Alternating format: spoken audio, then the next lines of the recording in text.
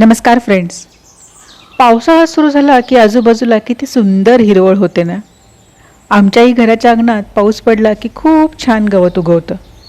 निसर्गाचं हे रूप पाहायला खूप छान वाटतं. पण या गवतामुळे एक मोठी डोकेदुखी निर्माण होते.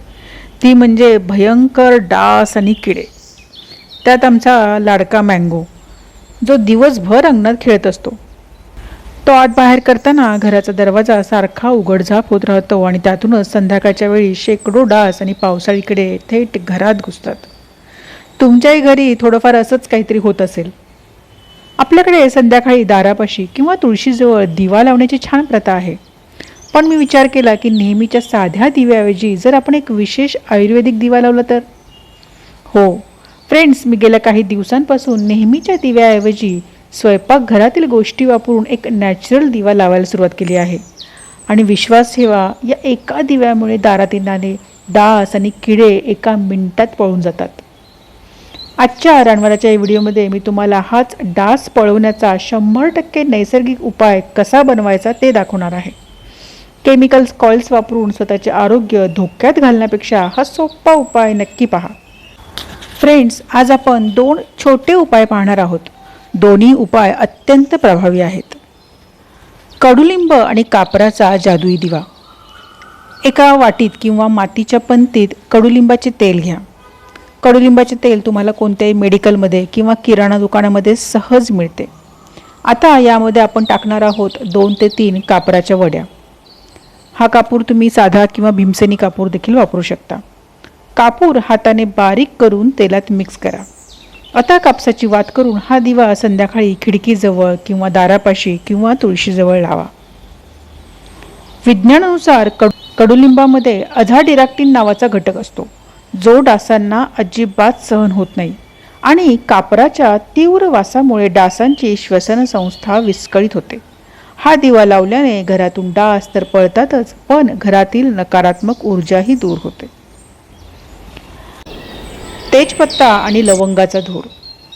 जर तुमच्या घरात खूप जास्त बारीक किडे किंवा डास असतील तर एका मातीच्या भांड्यात आधी कोळसाचा एखादा तुकडा थोडासा गरम करून तो ठेवा.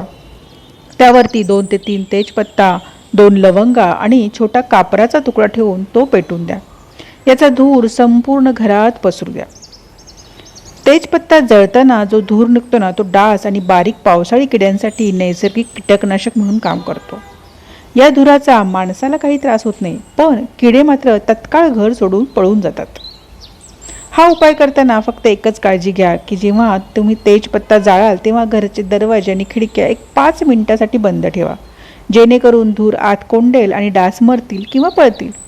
5 मिनिटानंतर खिडक्या उघड्या करा. तसेच दिवा लावताना तो लहान मुलांच्या हाताला लागणार नाही अशा सुरक्षित जागी ठेवा. फ्रेंड्स, जाता जाता या साहित्याचे इतर काही सोपे किचन हॅक्स तुम्हाला सांगते, जे तुम्हाला या पावसाळ्यामध्ये उपयोगी पडतील. कडुलिंबाचे तेल. फ्रेंड्स, कडुलिंबाचे तेल फक्त डासच पळवत नाही, तर पावसाळ्यात झाडांना किंवा कुंड्यांना कीड लागल्यास 1 लिटर पाण्यात 1 चमचा कडुलिंबाचे तेल आणि थोडे लिक्विड सोप मिक्स करून झाडांवर स्प्रे करा. झाडांची कीड एका रात्रीत मरून जाईल. पावसाळ्यात कपड्यांच्या कपाटात ओल आल्यामुळे कुबट वास येतो.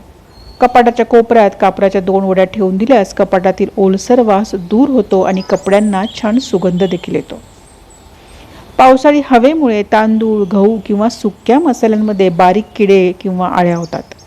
धान्याच्या डब्यात 2 ते 3 तेजपत्ता टाकून ठेवल्यास धान्याला वर्षभर कीड लागत नाही. पावसाळ्यात साखरेच्या डब्यात हमखास मुंग्या होतात. साखरेच्या डब्यात 4 ते 5 लवंग टाकून ठेवल्यास मुंग्या डब्याच्या आसपास देखील भटकत नाहीत.